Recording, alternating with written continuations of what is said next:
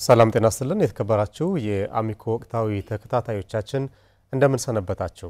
የአማራ ክልል በተለይ የግጭቱ አዙሪት በእጅጉ ከጎዳቸው ዘርፎች ውስጥ ትምህርት አንዱ ነው። በክልሉ በሁለት ዓመታት በላይ በተሻገረው ግጭት በርካታ ተማሪዎች ወደ ትምህርት ገበታቸው አልተመለሱም። በ2016 የትምህርት ዘመን 4.5 ሚሊዮን ተማሪዎች ከትምህርት ገበታ ውጭ ነበሩ። በ2017 የትምህርት ዘመን ከ3 ዙር ምዝገባ በኋላም 4.4 ሚሊዮን ተማሪዎች ከትምህርት ገበታ ውጭ ነበሩ። ይህ ምን ያህል የትምህርት ዘርፉን እንደጎዳው የሚያመላክት ነው። በ2018 የትምህርት ዘመን 7.4 ሚሊዮን ተማሪዎችን መዝግቦ ለማስተማር ክልሉ አቅዶ ወደ ተግባር ገብቷል። መስከረም 5 2018 ደግሞ በይፋ ትምህርት ተጀምሯል። የምዝገባ ሂደቱ ነሐሴ 19 በይፋ ከተጀመረ በኋላ መስከረም 5 ጀምሮ ትምህርት ተከፍቷል። አሁንም ግን ሙሉ በሙሉ ትምህርት ቤቶች ክፍት ሆነው የሚጠበቀው ተማሪ ቁጥር ትምህርት ቤት ውስጥ ተገኝቶ እየተማረ ነው ለማለት ያስቸግራል። አሚኮ ወቅታዊ ከዚህ በፊትም ትምህርት የትውልድ ጥያቄ በሚል ሰፊ ሽፋን ሲሰጥ ቆይቷል። ዛሬም ትምህርትና ሀገር በሚል ርዕሰ ጉዳይ ወደ እናንተ የምንደርስ ነው የሚሆነው። እንግዶችን ጋብዣለሁ። አቶ ጋሻው ገብሬ በአማራ ክልል ስቴት ዩኒቨርሲቲ የህዝብ ግንኙነት ኃላፊ ናቸው። እንዲሁም ደግሞ አቶ ግዛቸው አባይ የአማራ ክልል ስቴት ዩኒቨርሲቲ አካዳሚክ ጉዳዮች ዳይሬክተር አብረውን ቆይታ ያደርጋሉ። ፕሮግራሙን እናንተ በማድረስ ጻድቁ አላምረው አብሬያችሁ ቆያለሁ። ምርጫችሁን የአማራ ሚዲያ ኮርፖሬሽን እንድታደርጉ በአክብሮት ጋብዛለሁ። እንግዶቼ አክብራችሁን ስቱዲዮ ድረስ ስለመጣችሁ እጅግ አመሰግናለሁ። እናመሰግናለን። መግቢያ ላይ እንዳነሳሁት ትምህርትና ሀገር በሚል ርዕሰ ጉዳይ ነው ዛሬ የአሚኮ ወቅታዊ ዝግጅታችን ትኩረቱን የሚያደርገውና ትምህርት እና ኢትዮጵያ ያላቸው ትስስር ምን ይመስላል ከሚለው እንደ መግቢያ እንጀምር። አቶ ጋሻው አመሰግናለሁ። ጻድቁ ኢትዮጵያ የምትባለው ሀገር ለዛሬ የደረሰችው በትምህርት የተነሳ ነው። ያው ትምህርት ስንል ፎርማል ኤዱኬሽን የምንለውና ኢንፎርማል ኤዱኬሽን የምንለው ነው። ዘመናዊ ትምህርት ከመምጣቱ በፊት የሃይማኖት ትምህርት ነበር። ከሃይማኖት ትምህርት በፊት ደግሞ ዕውቀት፣ መልካም ሐሳብ፣ ክህሎትና ዕውቀት ያላቸው ታላላቆቹ ታናናሾቹን እያስተማሩ አሁን ሀገር የደረሰችበት ደረጃ ላይ ደርሰናል። በግለሰብ ደረጃ ትምህርት የማህበራዊ ስፍራ ማሳያ ነው።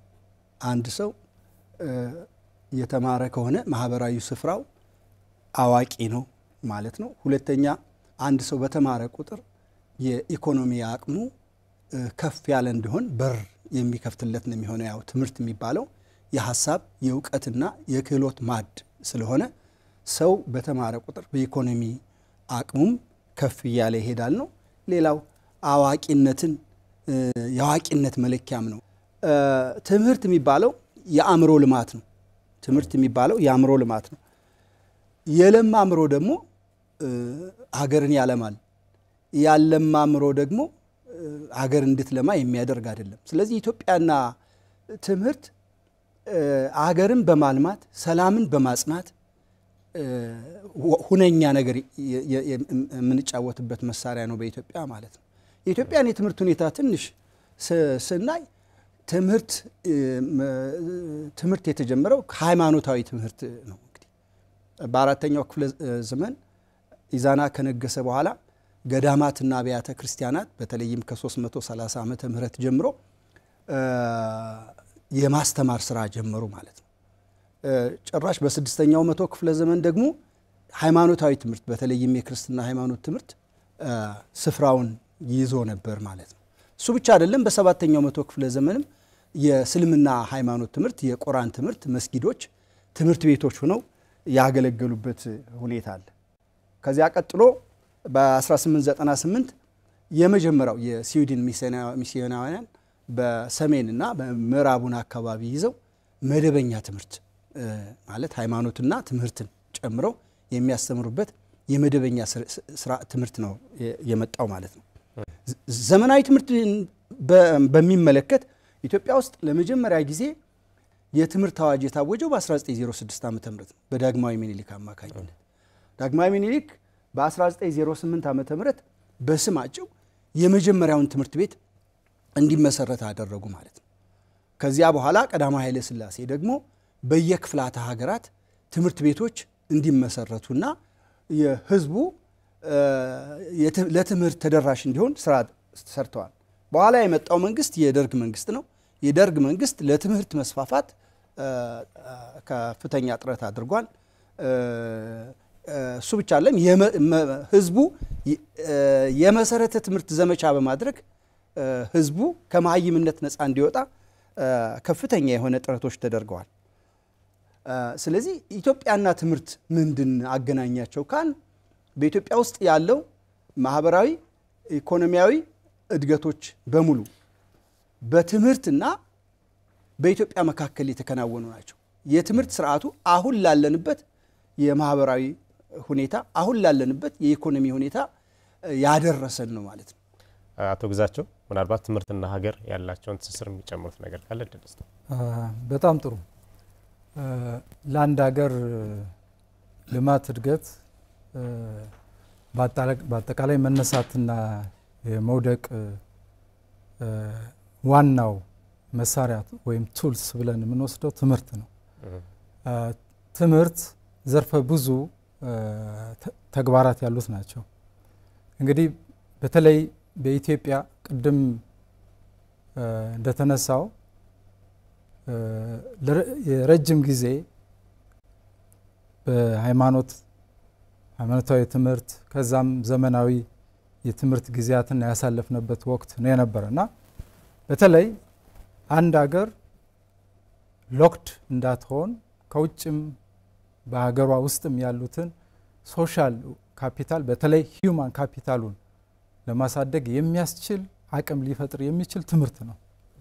ትምህርት ደግሞ ከሀገር ውስጥ አልፎ ከሌሎች ዓለም ጋር ትስስር የሚፈጥር ነው። ብቻህን ወይም ኢትዮጵያ ብቻዋን የምትቀርበት ሁኔታ የለም።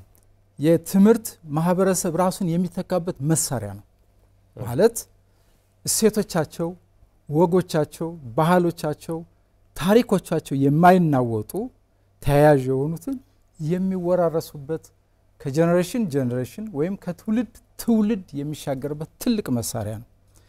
ይህ ትልቅ መሳሪያ ደግሞ በእኛ ሀገር የሰርቫይቫል ጉዳይ ነው።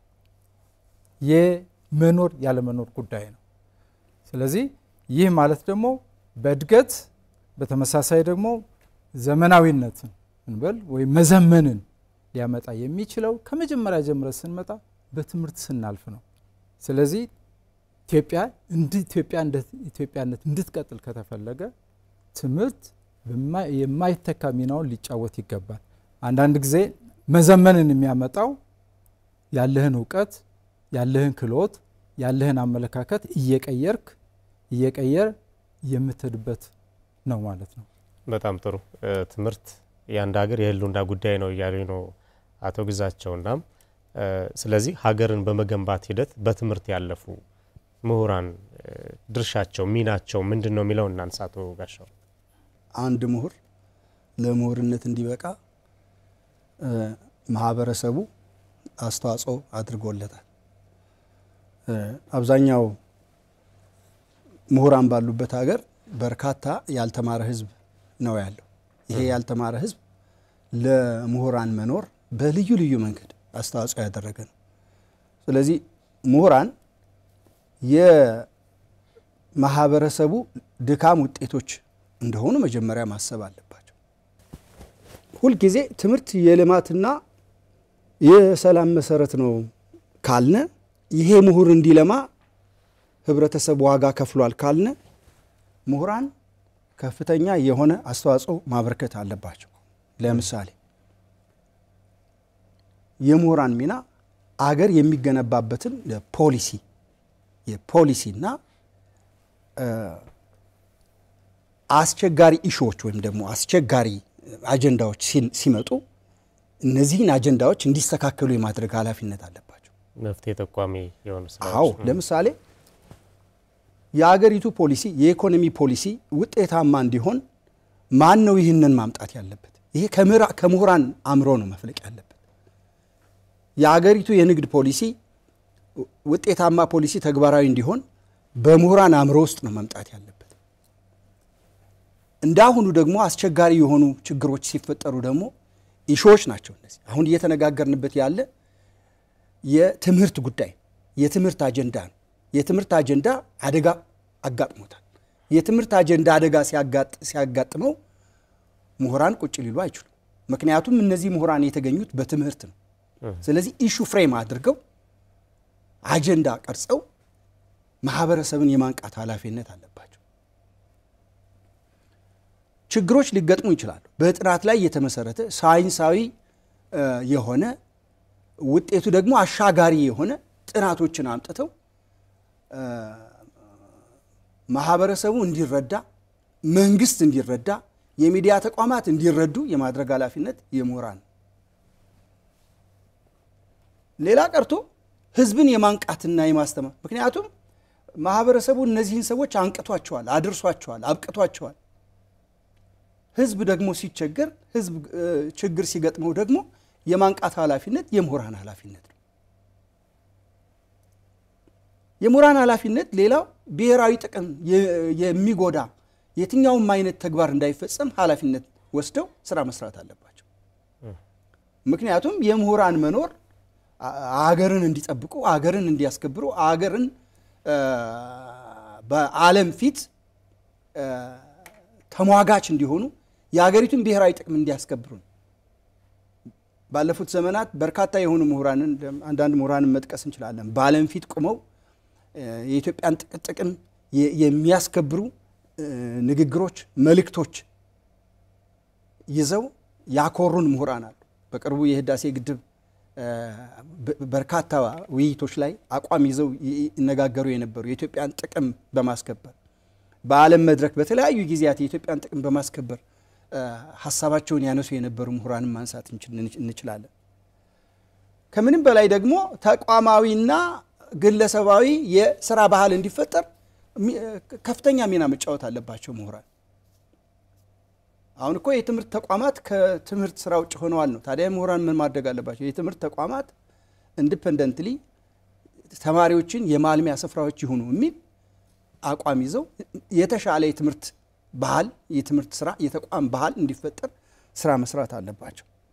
የዲሞክራሲ ስርዓት ግንባታ እንዲፈጠር ፊት ሆነው ምሁራኑ ይሄ ስርዓት እንዲፈጠር የትኛውንም ኃላፊነት የትኛውንም መስዋዕትነት መክፈል ያለባቸው ይመስለኛል።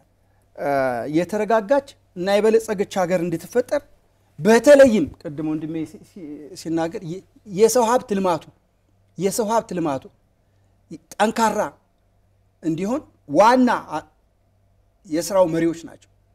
ይሄ ሂውመን ዴቨሎፕመንት የሚባለው የለማ የሰው ሀብት እንዲመጣ እና ይሄ የለማ የሰው ሀብት ደግሞ የሀገርን ሰላምና ደህንነት እንዲያስጠብቅ የሚያደርግ በሁሉም መስክ በእውቀት፣ በክህሎት፣ በሐሳብ የተሻሉ ዜጎች እንዲፈጠሩ አስተዋጽኦ የማበርከት ስራ መስራት አለባቸው ምሁራን። በጣም ጥሩ። አቶ ግዛቸው ሀገር በተማሩ ሰዎች እጅ ናት ይባላልና ምክንያቱም ሀገርን በመገንባት ሂደትም ወዳልተፈለገ ብጥብጥ በመምራት ሂደቱም የምሁራን ሚና ከፍተኛ ነው የሚሆነውና እስኪ ጠቀሜታውን እናንሳ። የተማረ የሰው ኃይል ሀገርን በመገንባት ሂደት የሚኖረው አስተዋጽኦ እንዴት ነው የሚመለከቱት? በጣም ጥሩ ጥያቄ ነው። ትምህርት መሰረታዊ ነው። የአንድ አገር ካፒታል፣ ሶሻል ካፒታልስ እንበለው፣ ካልቸራል እንበለው፣ አሴቶቹ በሙሉ ከትውልድ ትውልድ እንዲተላለፉ የሚፈልገው እውቀት፣ ክህሎት እና በአመክንዮ በተሻለ አመለካከት ውስጥ ባሉ ምሁራኖች የሚፈለገውን አስተዋጽኦ ሲያደርጉ ከጀነሬሽን ወደ ጀነሬሽን የሚፈለገው ማህበራዊ እሴቶቻችን ይተላለፋሉ። እንግዲህ በዋናነት የተማረ ወይንም ኤጁኬትድ ኤሊት የምንለው ብዙ የሚጠበቅበት ነው። በትምህርት ጉዳይ ላይ፣ በአንድ ሀገር እድገት ላይ፣ ልማት ላይ እንደዚሁም ትውልድን የማሻገር ትልቅ ኃላፊነት ያለው እንደ ቀንበር የሚጫናቸው እኛ ወይንም በተወሰኑ መንገድ ተማርን የምንል ሰዎች ናቸው፣ አወቅን የምንል ሰዎች ነን። የሚችሉትን ያክል ሰው እንደ አቅሙ እውቀቱ ክህሎቱ እና በተሻለ መንገድ ደግሞ አሳሰብ እድገት አለ። ይሄን ለውጥ በሚያመጣ መንገድ ትውልድ ሊሻገር የሚችልበት መስመር መፈለግ ማስመር ማሳየት አቅጣጫ ይጠበቃል። ስኮላርስ ፕሮፌሽናልስ እንብላለን በተለያየ መንገድ በተለያየ የመንግስት ውስጥ ያሉ በሲቪል ሰርቫንቱ በተለያየ እውቀት በተለያየ የትምህርት ዘርፍ ውስጥ አልፈናል። ስለዚህ በዋናነት የማይተካ ሚና የግንባር ቀደም ሚና መጫወት ያለበት ምሁሩ ነው። ካልቸርን ፕሪዘርቭ የማድረግ የመጠበቅ ይህ ሁሉ የምሁሩ ወይም የተማረ የሚወስደው ነው ድርሻ ነው። ይህ ህብረተሰብ በድህነት ውስጥ ያለ በተለያየ አዙሪት ውስጥ ያለ ሊወጣ የሚገባበት መንገድ የሚያሳይ የመጀመሪያ ግንባር ቀደም የሚሄደው ምሁሩ ነው። አለበለዚያ ገለልተኛ ሆኖ ከዚህም ሳይሆን ራሱን ፕሪዘርቭ አድርጎ ወይም ራሱን አግሎ የሚቀመጥ ከሆነ እንግዲህ ማህበረሰብ ነገ በኋላ እኛ እድሜያችን ያልፋል ይሄዳል፣ ግን ትውልድ እየወቀሰን ነው የሚሄደው። ትውልድ እንዳይወቅሰን ትውልድ እንዲያመሰግነን ልንሰራ የሚገባው ነገር ትልቅ ስራ መስራት ይገባናል። ልንሰራ የሚገባው ነገር በዛ መንገድ ለትውልድ የምናስቀምጠው አሻራ ነገ ኦኬ በዚህ ጊዜ የነበሩ አባቶቻችን ወንድሞቻችን ወይንም ምሁራኖች እንበል ወይንም አዋቂ ሽማግሌዎች ሊሆኑ ይችላል ባይማሩም እውቀት ያላቸው አሉ። የነዚህን ሁሉ ተጠቅመን የሚያሻግር ሊሆን ይገባል ብዬ አስባለሁ። በጣም ጥሩ። በቅርቡ ትምህርት የትውልድ ጥያቄ በሚል ርዕሰ ጉዳይ አሚኮ ወቅታዊ ላይ ያወያየን አንድ እንግዳ አሁን ላይ መማር ማንበብ መጻፍ ወይም ደግሞ አራቱን የሂሳብ ስሌቶች መቻል አይደለም፣ በዓለም አቀፍ ደረጃ መማር ማለት ቴክኖሎጂን መጠቀም እስከሚል ድረስ ከፍ ብሏል የሚል ሐሳብ ያነሱልኝ ነበርና አሁን ደግሞ እኛ እንደ ክልል የገጠመን ነገር ስናይ በሚሊዮኖች የሚቆጠሩ ተማሪዎች ከትምህርት ገበታ ውጭ ሆነዋል ይያልን ነው። ትንሹን መስፈርት እንኳን ማንበብ መጻፍ እንዳይችሉ አንቦ መረዳት እንዳይችሉ ቅድም ካልነው በቴክኖሎጂ መጠቀም ሌሎች ሀገራት ጋር ተወዳዳሪ መሆን የሚችሉበት እድል ሳይሆን ዝቅተኛውን እንኳን ማግኘት እንዳይችሉ ሆኗል ያለነውና አሁን ላይ እንደ ክልል ትምህርት የገጠመውን ትልቅ መስተጓጎል ሲመለከቱ ምን ተሰማችሁ አቶ ጋሻው? እንዴት ነው ስሜቱ? ዓለም የደረሰበት ቅድም ተከታትያለሁ። በነገራችን ላይ ባለፈው እዚህ እንግዳ የነበሩ በጣም የምወዳቸው አስተማሪና አማካሪ ናቸው ፕሮፌሰር ፈንቴ በጣም የማከብረው ነው። እውነት ነውና ትምህርቱ አሁን ያለንበት ትምህርት ከፍ ያለ ነው ስንል ለሳይንስና ቴክኖሎጂ በተመቸ መንገድ ይሄን አዲሱን የሳይንስና ቴክኖሎጂ ልህቀት ኦፕሬት የሚያደርጉ ተግባራዊ የሚያደርጉ ወጣቶች ያስፈልጉናል። ይሄ ሁሉ ባለበት ጭራሽ አሁን ባለን የትምህርት ሂደት ምንም ትምህርት ተቋረጠ የሚለው ስሜት በጣም በጣም በጣም በጣም የሚያምነው። ምክንያቱም እያንዳንዳችን እዚህ የተገኘ ነው ከአንደኛ ደረጃ ትምህርት ቤት ጀምረን ተምረን እንዴት እንደተማርን እናውቀዋለን። እኔም በአጋጣሚ ግዛቸውም እኔም የወታደር ልጆች ነን በአጋጣሚ ሆነው እና እነዚህ ወታደሮች በአነስተኛ ደሞዝ ወደ ትምህርት ቤት ልከውን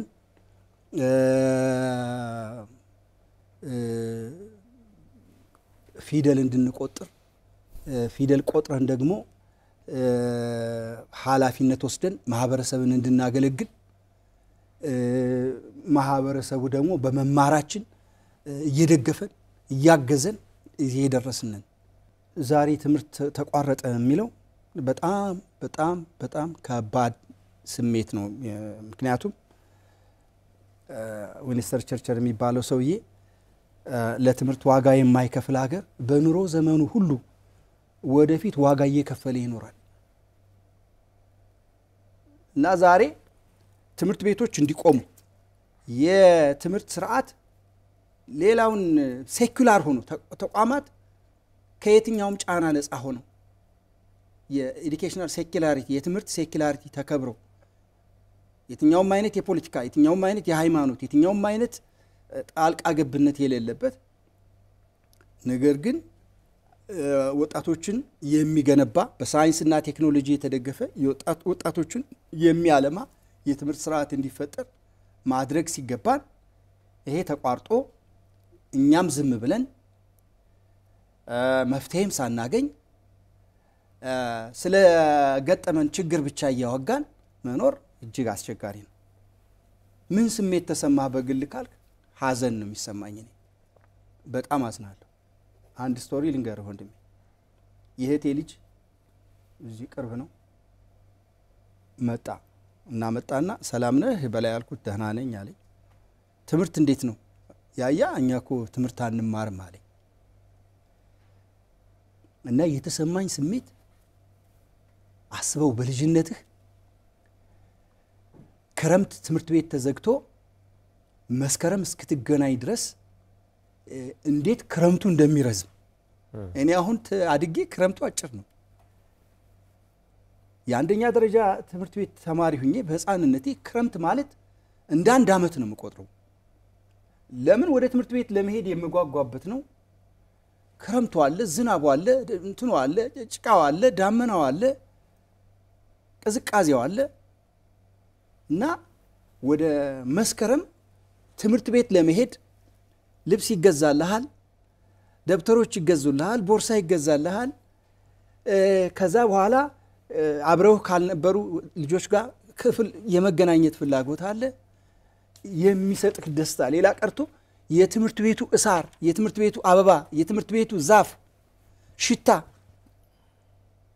ናፍቆት የምታገኝበት ቦታ ነው እና በዚህ ሰዓት ለአመታት ትምህርት ቤቶች ተዘግተው ተማሪዎቹ ያለ ትምህርት መሆናቸው ሳስበው አንደኛ ከተማሪዎች ባህሪ አንፃር የሚደርስባቸው አደጋ ያሳስበኛል። ሁለተኛ ከሀገር ግንባታ እና ጥፋት አንፃር የሚደርሰውን አደጋ ሳይ ከልቤ የእውነት አዝናለሁኝ። ምክንያቱም ተማሪዎች ላይ በአጋጣሚ እኔ ሳይኮሎጂካል ዲስትረስ የሚል ነው የኔ ወረቀት እና የጤና ያምሮ አንድን ተማሪ ለአመታት ያለ ትምህርት ዝም ብለህ ስታኖረው አይደለም ህፃናት አሁን ጻዲቁ ለተወሰነ ጊዜያት ከስራ ቆይተ ብለህ ቤት ብትቆይ የሆነ ዲፕሬሽን ዴቨሎፕ ማድረግ አይቀርም።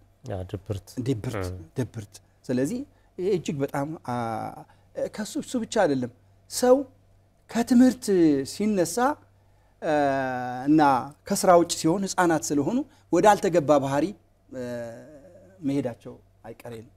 ማህበረሰባችንን እስካልጠበቅንና ወደ ትክክለኛው መንገድ እስካልመራነው ድረስ የምናመርተው ምርት የማህበረሰብ አደጋ ነው የምናመርተው። ህፃናትን የምናስተምረው የማህበረሰብ አደጋ እንዳይሆኑ ለማድረግ ነው። ባላስተማርናቸው መጠን የማህበረሰብ አደጋ እየሆኑ ነው የሚመጡት። ስለዚህ ማስተማራችን ለህፃናት ግንባታ እና ለሀገር እድገት ብቻ ሳይሆን አገር እንዳጠፋም የመከላከያ መንገድ እና የማህበራዊ ችግራችን በርካታ ማህበራዊ ችግሮችን አሁን እያነሳን ነው። እጃቸው የሚሰራ ሐሳባቸውን በሚገባ የሚገልጡ እና ጤነኛ ሐሳብ ያላቸው ወጣቶችን ካላመረትን ካልመጡ በስተቀር አገር አታድግም። አገሪቱን አሁን ካለችበት ወደፊት አንድ እርምጃ ሁለት እርምጃ የሚያራምዱ ህፃናት እንዲፈጠሩ ነው ስራ መስራት የሚገባል። ባልተማርክ ቁጥር ትምህርትን ባቋረጥክ ቁጥር አዎንታዊ የሆነ ባህሪ አትገነባ። አሉታዊ የሆነ ባህሪ ደግሞ አገርን ነው የሚያጠፋው። ስለዚህ ምንድነው ስሜት ካልክ የዚች ሀገር ፋብሪክ ሶሻል ፋብሪክስ አስተሳስራ የተሳሰርንበትን እሴት የመበጣጠስ ሂደት ነው። ለኔ የሚሰማኝ እሱ ነው። የትምህርት ውጤቱ በአጭር ጊዜ የሚታይ አለመሆኑ ደግሞ የበለጠ አሁን የገጠመንን ነገር ውስብስብ ያደርገዋል አይደል? ባለፉት 2 አመታት እንግዲህ በሚሊዮኖች የሚቆጠሩ ተማሪዎች ወደ ትምህርት ገበታ አልመጡም ወይም ከትምህርት ገበታ ውጭ ናቸው ያልን ነውና አቶ ግዛቸው ይህ በመሆኑ እንደዚህ ምንድነው ያሳጣን? አሁናዊ ውጤቶች አሉ ቅድም አቶ ጋሻው የሚያነሳቸው በረጅም ጊዜ ደግሞ እንደ ሀገርም እንደ ክልልም ትልቅ ጦስ ነው የሚቀጥሉ ዘመን ተሻጋሪ ችግሮችም ይኖራሉና ምንድነው የሚያሳጣን የሚለውን ያንሱልኝ። በጣም ጥሩ።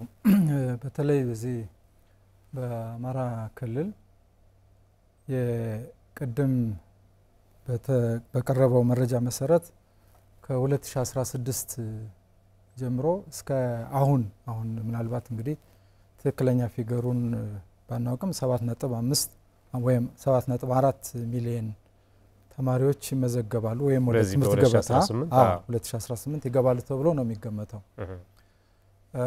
እንግዲህ ያ ማለት ባለፉት 2 አመታት ተከታታይ ስናይ ከፍተኛ የሆነ ተማሪ ቁጥር ወደ ትምህርት ገበታ አልመጣም።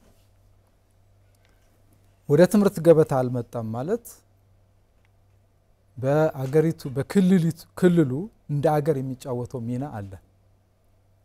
ክልሉ እንደ አገር የሚጫወተው ሚና በተለይ አንድ ጄኔሬሽን ወይም አንድ ትውልድ ማግኘት የሚገባውን እና መጫወት የሚገባውን እንደ ክልልና እንደ አገር ብሎም እንደ ዓለም አቀፍ የምናጣው ጉዳይ አለ ማለት ነው። ኢኮኖሚካል እድገት፣ ሶሻል ማህበራዊ እድገት እንደዚሁም በቴክኖሎጂካል እድገቶች ውስጥ የሚኖረን ሚና እያነሰ ይመጣል ማለት ነው። እያነሰ ይመጣል ማለት ደግሞ የአማራ ክልል እዚህ ያሉት መማር የሚገባቸው ህፃናት ደረጃ በደረጃ እያለፉ የሚሄዱት የመጀመሪያ ደረጃ የሁለተኛ ደረጃ እየጨረሱ ዩኒቨርሲቲ የሚገቡ ተማሪዎች ቁጥር እናጣለን ማለት ነው። ስለዚህ ይሄን አጣን ማለት ቅድም እንደተባለው የማንበብ የመጻፍ ጉዳይ ብቻ ሳይሆን እልፍ ብሎ አገርን የማሻገር ጉዳይ የማሳደግ ጉዳይም ጭምር ነው። ስለዚህ ይሄ ማለት ምንድነው? አገር ሞደርናይዜሽን መሆን አለባት ካልነ ትምህርት ወሳኝ ነው የሚለው ነው። ቅድም የተሳሰረ ነገር ይመጣል። አገርን ማዘመን አለብን ካልነ ደግሞ የምናዘምነው ክልላችን ብቻ ሳይሆን አገራችንን ጭምር ነው። ሮል ስላለው ነው ክልሉ። ይሄ ማለት በግብርናው፣ በትምህርት፣ በጤና በተለያዩ ዘርፎች የሚካሄድ እድገት ወሳኝ ነው ማለት ነው። የትውልድ ቅብብሎሹ ወሳኝ ነው። ስለዚህ ትምህርት ጋፕ አለ ማለት ተማሪዎች አልገቡም ማለት ስለዚህ የጄኔሬሽን ጋፕ አለ ማለት ነው። ቴክኖሎጂካል ጋፕ አለ ማለት ነው። የእድገት ጋፕ ክፍተት አለ ማለት ነው። ይሄን ለመሙላት የሚቻለው ነገር መፈጸም አለበት ነው። ተማሪዎች ሊመጡ ይገባል ወደ ትምህርት ነው። ከዚህ በፊት የአማራ ክልል ዋናው ችግራችን የነበረው የኳሊቲ የትምህርት ጥራት ጉዳይ ነው ያለ ከ2016 በፊትም 15 በፊትም አክሰሱ እንዳለ ሆኖ ተማሪው ወደ ትምህርት ገበታ ይመጣል። የሚነሳው ጉዳይ የትምህርት ጥራት ነው እየተባለ ወላጅ ያነሳል፣ ማጠቃላይ ማህበረሰቡ ያነሳል፣ ምሁሩም ያነሳል። ስለዚህ እዛ ላይ ነው ርብርብ የነበር። አሁን ግን ምን ሆነ? የኳሊቲ ብቻ አይደለም ችግሩ። ስለዚህ የአክሰስ ችግር ገጠመን። የተደራሽነት ተማሪን የማምጣት ጉዳይ ገጠመን። 2 ፈተና። ስለዚህ አንዱም ፈተና መሻገር የሚቻለውን ነገር አልፈን የነበረው ተመልሰን የአክሰስ ኢንዲኬተራችን እየወረደ ወደ ኋላ የተመለሰው ዳሳቦትን እንዳለ እንጂ በቅርቡ እንደውም ትምህርት ቢሮ አሁን ያለው የክልሉ የትምህርት ተሳትፎ ሲተነተን ቅድም እንዳሉት በተደራሽነት ሲተነተን የዛሬ 30 ዓመት የነበረውን ቁጥር የሚያመለክት ነው የሚል ሐሳብም ያነሱ ነበር። ያ እንግዲህ በትምህርት ቢሮ የሚያወጣቸው መረጃዎች ይኖራሉ። ለምሳሌ ንጥር ቅበላ፣ ጥቅል ቅበላ የምንላቸው እነዚህ ሁሉ አታገኛቸውም። አሁን በሚፈለገው ቁጥር አይደለም። ኦሬዲ 4.6 4.5 4.4 እያለ አሁን ደግሞ ከፍ እያለ መምጣት አለበት። ማህበረሰቡ እዚህ ላይ ከፍተኛ ሚና ሊጫወት ይገባል። እንደኔ ተማሪ ህፃናት ወደ ትምህርት ገበታ ሊመጡ ይገባል። አንደኛ አሁን የምታዩ የቴክኖሎጂ እድገት ሌላው ቀርቶ ሞባይልን ለመነካካት ዕውቀት ወሳኝ ነው። ሌላው ቀርቶ ህፃናት ማወቅ የሚሹት ጉዳይ አለ። ስለዚህ አይምሮ እያደገ ይመጣል። በትውልድ ዕውቀት እያደገ ይመጣል። እነዚህ ህፃናት በጣም ዝቅተኛ ከሆነ ነጥብ ተነስተህ እንኳን ስትመጣ ህፃናት ማወቅ ይፈልጋሉ። አዳዲስ ነገር መሻት ይፈልጋሉ። ነገ በኋላ ኢኖቬተርስ የሚሆኑ እነዚህ ናቸው። ነገ በኋላ አገር የሚረከቡ እነዚህ ናቸው። ስለዚህ በእንጭጩ እናስቀራቸዋለን። ስለዚህ ተረካቢ እናጣለን። የማህበረሰቡ ጥሩ ሴቶች አሉ የሚያድጉበት የሚለወጥ አገር በቀል እውቀቶች አሉ የሚያድጉበት የምርምር የተለያየ መንገድ። ስለዚህ ይሄን በምንድነው ልናወርሰው የምንችለው? ትምህርት ወሳኝ ነው። ትምህርት ቤቶች ሊከፈቱ ይገባል። ተማሪ ህፃናት ወደ ትምህርት ገበታ ሊመጡ ይችላል። እንዲያውም እኮ አንዱ የዓለም አቀፍ ህግ አንዱ ስምምነት የኢትዮጵያ የህፃናት ወደ ትምህርት ቤት እንዲመጡ ነው። ኤጁኬሽን ፎር ኦል ሊመጡ ይገባል፣ ሊማሩ ይገባል። የኳሊቲ ጉዳይ ሌላ ሆኖ አክሰስ አስፈላጊ ነው። አክሰሲቢሊቲ ወሳኝ ነው። 2 ወርቃማ ዓመታት ባክነዋል። 2 አልን እንጂ ከሰሜኑ ጦርነት ጋር ተያይዞም በርካታ ተማሪዎች ከትምህርት ተስተጓጉለው እንደነበር እናስታውሳለንና የ2 ዓመት ብቻ ችግር አይደለም ክልሉ የገጠመው 4 ዓመትና ዛ በላይ የተሻገረ ችግር እንደገጠመው ግልጽ ነው። አሁን ላይ 2018 የትምህርት ዘመን ተጀምሯል። ቅድም አቶ ጋሻው ሲሉ እንደነበሩት ተናፋቂው ወር መስከረም ደርሷል። መስከረም ላይ ነው ያለነውና መስከረም 5 ጀምሮ ደግሞ ተማሪዎች ወደ ትምህርት ቤት እንዲመለሱ ሰፊ ርብርብ እና ንቅናቄ ከተደረገ በኋላ ትምህርት ተጀምሯል። ነገር ግን አሁንም ቅድም ሳነሳ እንደነበረው ከ7 ሚሊዮን በላይ ተማሪዎችን ወደ ትምህርት ቤት መልሳለሁ ብሎ የተነሳው የአማራ ክልል ያለበትን የሽፋን ደረጃ ሳነሳ ነበር። ተማሪዎች ወደ ትምህርት ቤታቸው አልተመለሱም። ሙሉ በሙሉ ትምህርት ቤቶች ደግሞ ክፍት ሆነው ስራ እየሰሩ አይደለም ማለት ነው። ይሄ መረጃ የሚያሳየውና እንደው ምን ይሰራ አቶ ጋሻው? የመማር መብት ዓለም አቀፋዊ መብት ነው። ይህ መብት እንዲከበር ሁሉም ባለድርሻ አካላት የየራሳቸውን ኃላፊነት መወጣት አለባቸው ነው ሲደመደም። ይሄ ለምሳሌ ህዝቡ ሌላውን ነገር ተውልን ልጆቻችን ይማሩ ሚል ስምምነት ላይ መድረስ አለበት። ግጭቶች የፖለቲካ ግጭቶች ሊኖሩ ይችላሉ።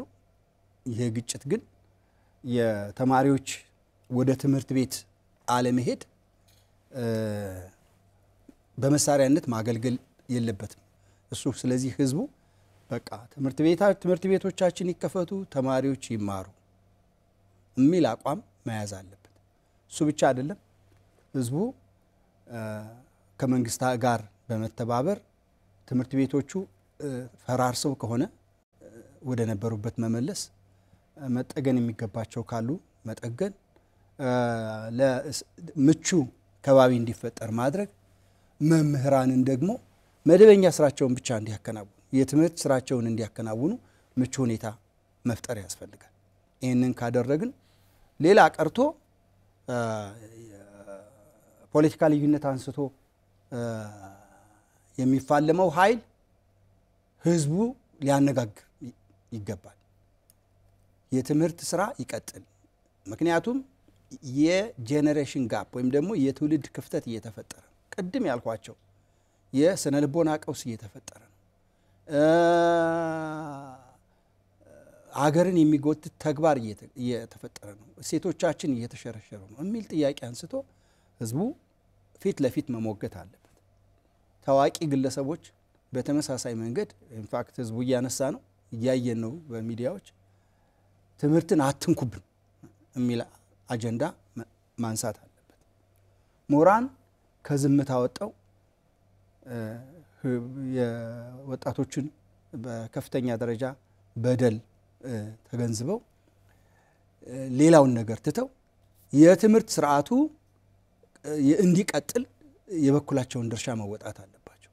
የማሳወቅ ኃላፊነት አለባቸው። የማንቃት ኃላፊነት አለባቸው። የመቀስቀስ ኃላፊነት አለባቸው። ልጆችን ማበረታታት ያስፈልጋል። እርስ በርስ እንዲተጋገዙ፣ ለትምህርት ትኩረት እንዲሰጡ፣ የምክር ድጋፍ ምሁራን ይህንን የምክር እና አገልግሎት ማድረግ ይችላሉ።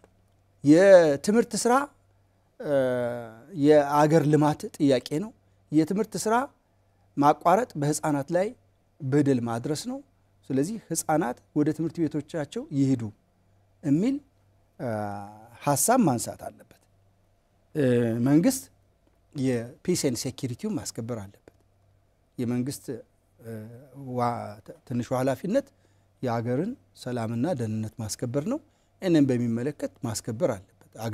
አገርና አካባቢ ሰላም ሲሆን የትምህርት ስርዓቱም ያንኑ በሰላማዊ መንገድ እንዲሰጥ የሚያደርግ ስለሆነ ከሱ ቀጥሎ ትምህርት ቤቶች የተሻሉ እንዲሆኑ ስራ መስራት አለበት መንግስት። ማለት ትምህርት ቤቶች የፈራረሱ ትምህርት ቤቶች ካሉ ማደስ፣ ቁሳቁሶች ያልተሟሉ ከሆነ ማሟላት፣ መምህራን ያልተመደቡ ከሆነ መመደብ፣ የመምህራን የጥራት ችግር ካለ ደግሞ የጥራት ችግሩ የሚሻሻልበትን ልዩ ልዩ ሜካኒዝሞች ማሳደግ ያስፈልጋል። የተማሪዎቻችን ላለፉት 2 ዓመታት ያለ ትምህርት ተቀምጠዋል። ከዚህ በኋላ የትምህርት ስርዓቱ ይቀጥል የሚል ጥያቄ አንስቶ የትምህርት ስርዓቱ አሁን ከደረሰበት ችግር ነፃ መውጣት አለበት የሚል ሐሳብ ነው ያለኝ። በጣም ጥሩ አቶ ግዛቸው፣ መፍትሄዎች ላይ ነው ያወራን ያለ ነውና በተለይ ማህበረሰባችን ለትምህርት ያለውን ክብር እናውቃለን። ትምህርትና የአማራ ህዝብ ያለውን ቁርኝትም እናውቃለንና ምን ይሰራ፣ ምን መፍትሄ ያስፈልጋል የሚለንም ይጨምሩት ካለ ተማሪዎችን እንዴት ወደ ትምህርት ቤት እንመልሳቸው፣ ይምጡ፣ እንዴት መምጣት አለባቸው የሚል ይሄ በጣም አንገብጋቢ ጉዳይ ነው። ይሄ አንገብጋቢ ጉዳይ ደግሞ አንደኛ ማህበረሰብ ክፍል እንኳን ተነስተን ወደ አወቀ ወደ ምንለው ወደ ምሁር እንኳን ብትሄድ ተማሪ ወደ ትምህርት ቤት መሄድ አለበት። ሊማር ይገባል፣ ሊያውቅ ይገባል። እዛ ውለው እዛ ሊሆን ይገባል።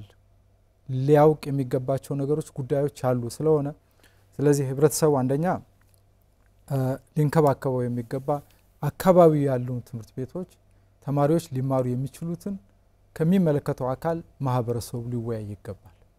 እዛው ችግሩ ያለ እዛው ነው፣ መፍትሄ የሚፈልገው እዛው ነው።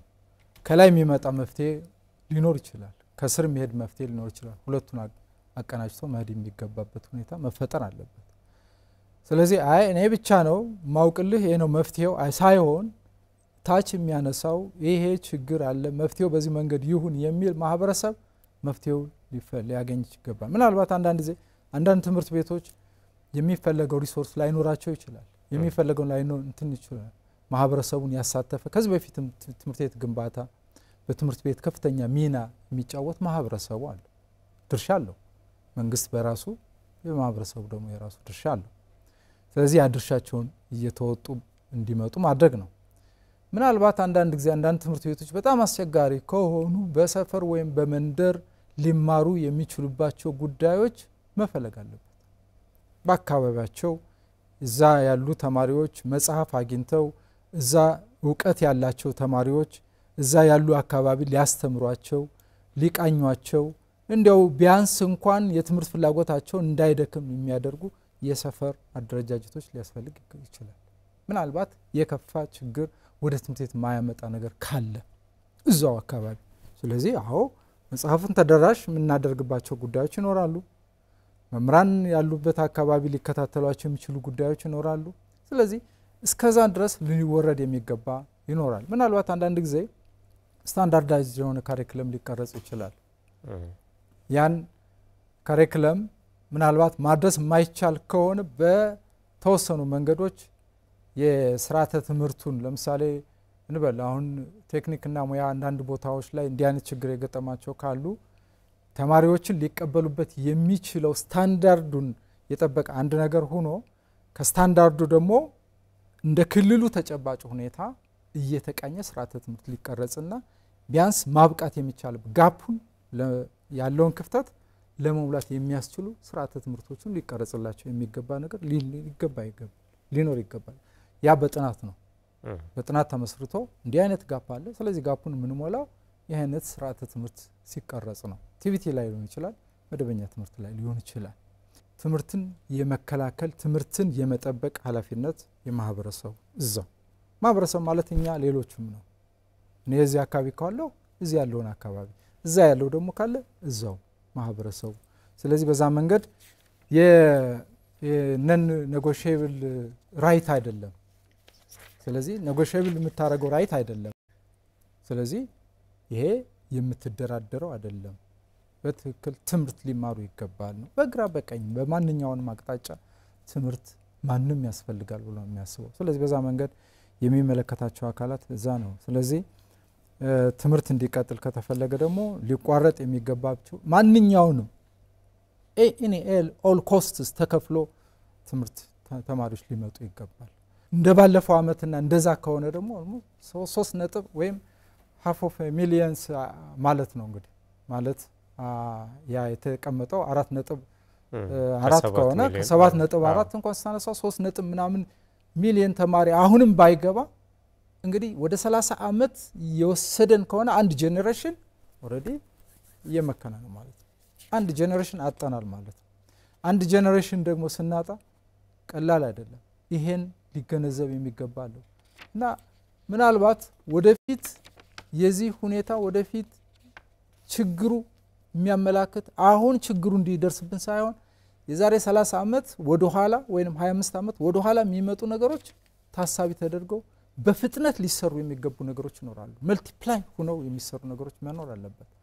ያንን የ30 አመት ወይም ወደ ኋላ የሄድንበትን ወደፊት የሚያስፈነጥሩ ሌሎች ስትራቴጂክ የሆኑ ጉዳዮች እንደ ክልል ዲዛይን ሊደረጉ ይገባል። በዛ መንገድ ካልሆነ በጣም አስቸጋሪ ነው።